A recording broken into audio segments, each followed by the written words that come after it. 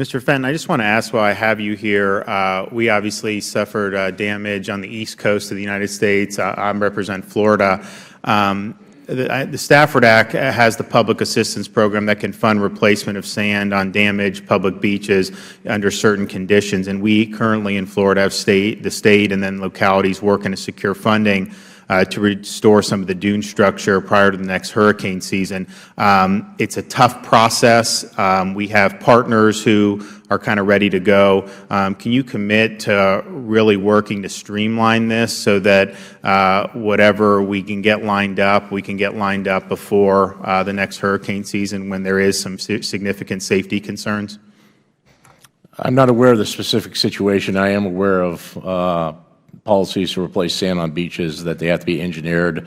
Typically, my experience is what holds it up is environmental and other requirements in order to go ahead and move forward on that. But I'll look into your specific issue, sir, and make sure that we're moving as quick as we can with the authorities to go ahead and repair that. Yeah, I appreciate it, because there's been significant damage to some of the dune structures such that if we do have another major storm surge, I mean, there's much less protection, and I think it could be corrected, but obviously we need to get the ducks in a row. The other issue I think people have run into is the debris removal and getting the reimbursements. The guidelines that FEMA has are very confusing to a lot of our local folks, and we work with them as best we can, but it's a cumbersome process. And I was wondering, do you think there are ways that either Congress could revise the Stafford Act, or can FEMA revise its guidelines for debris removal so that we can avoid some of the delays in reimbursements? Because some of the local governments, it'll take years for them to get reimbursed, and it's tough for them because they don't have a credit card like the federal government does.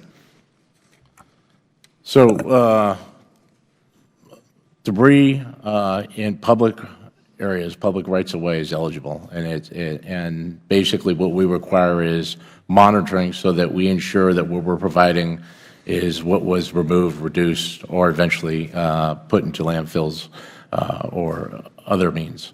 I think where it becomes difficult is when we start talking about debris removal on private property, and that becomes the issue.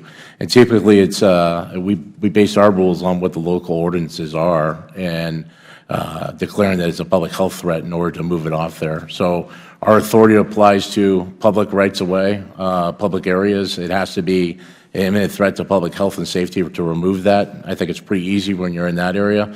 When you get into private property, it's more difficult. And we've done a number of things to provide guidance, training, to make sure that we've made our rules more simple for private property debris removal, which is usually the more difficult. Well, if you guys can work to proactively relay that and try to alleviate some of the confusion, I think that would be helpful, because I think that there are these issues where they're just trying to figure out what they got to do. They want to get rid of it. They're going to front money, but they want to at least know whether it's going to be eligible for reimbursement. So I appreciate that, and if you can follow up with me about the dunes, we'd appreciate that very much. I'll yield back the balance of my time to Mr. Chaffetz.